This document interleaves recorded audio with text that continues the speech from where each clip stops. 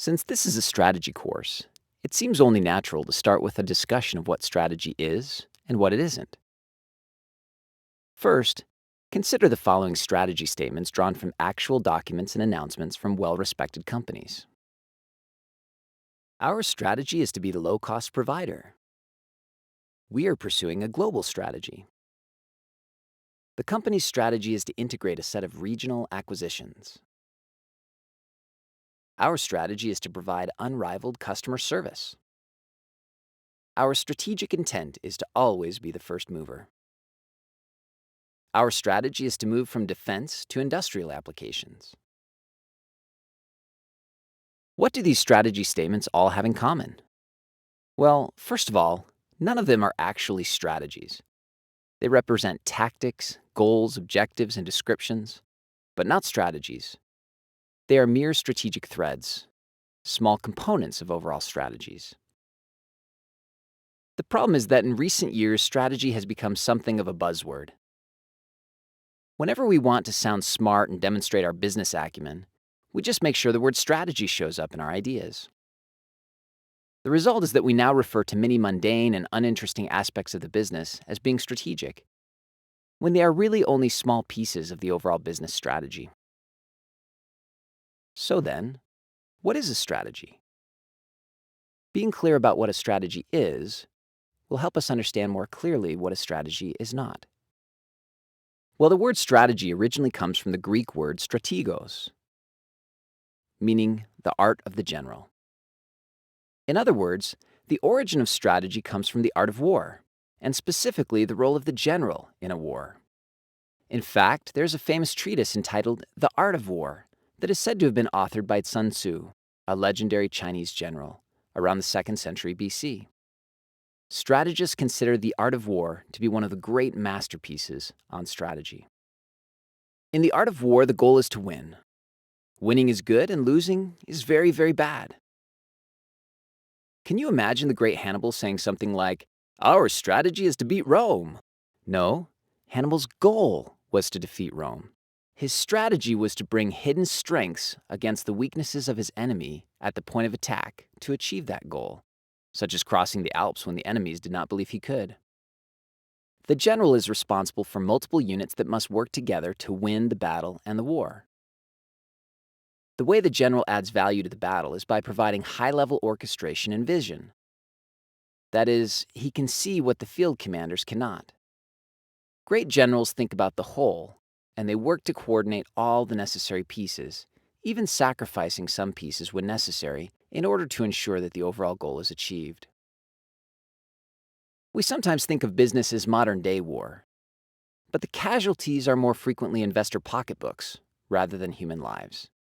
The challenge of the executive is similar to the challenge of the ancient general. The modern-day executive needs to develop a set of complex tactics and activities that lead to a victory. So, how do we know what our strategy is? Or, if we do not have a strategy, how do we formulate one? A good strategy provides clear and concise answers to 4 key questions. First, where do we compete? In other words, what competitive arenas or markets will we be active in? We define markets as industries, product markets within those industries, and geographic markets.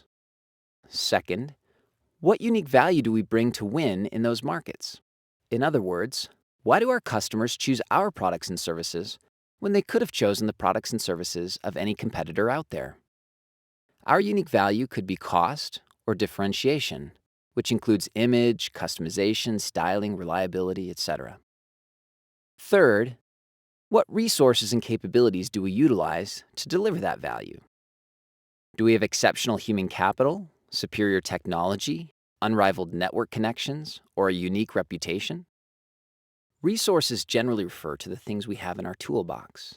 These things can be tangible, such as a diamond mine or an oil field, or they can be intangible, such as a reputation. Capabilities generally refer to the things that we can do, or our ability to use the things in our toolbox. Fourth, how do we sustain our ability to provide that unique value? Are there barriers to imitation? Are there factors that keep our competitors from being willing or able to replicate the value we create for our customers? This last question focuses on understanding what factors allow us to continue to win over time. So one example of a clearly defined strategy comes from IKEA. IKEA sells relatively inexpensive, contemporary Scandinavian-style furniture and home furnishings to primarily young white-collar customers all over the world.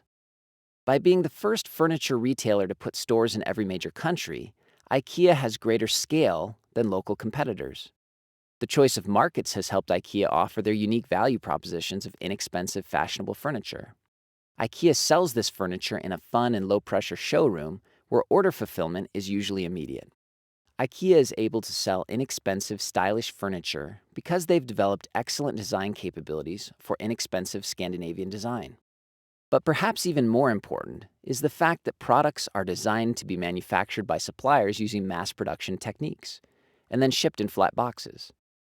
The flat boxes require that final assembly is done by the final customer, but this dramatically drops shipping costs. Because shipping costs are so low, IKEA's suppliers can manufacture furniture in high volumes and ship it around the globe. The complex interdependence of IKEA's strategy makes it difficult for competitors to imitate because they don't design their own furniture and their suppliers don't manufacture furniture in high volumes and ship in flat boxes. To imitate IKEA, they would have to completely change the way they design, manufacture, and ship their furniture. Note that we learned what IKEA does, but we also learned what IKEA does not do. IKEA does not compete in the high-end furniture business. IKEA does not try to provide high levels of service or customization to customers. IKEA designs most of its furniture, but does not try to manufacture its products. Thus, in addition to clearly articulating why we win with customers, a really good strategy also provides a clear boundary line signaling what we do not do. It is also important to note that what we have discussed briefly over the last few minutes is not in any way intended to be comprehensive, and there are many important perspectives that are excluded.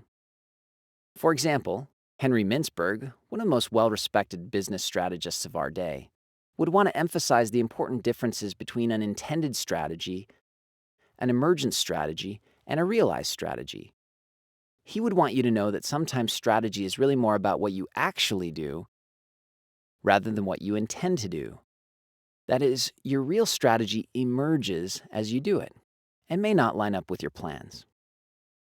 Other strategists would not want me to leave out the importance of staging or timing. You may have a great plan, but if you execute the plan with poor timing, it may fall flat. To be successful, you also need to have a well-orchestrated set of timed steps in order to win in the marketplace. In conclusion, since we cannot adequately cover every expert's opinion in just a few minutes, I really want to focus your attention on the 4 questions we discussed before. As you strategically analyze companies and/or develop your own strategies, you need to have compelling answers to these 4 questions. First, where do we compete?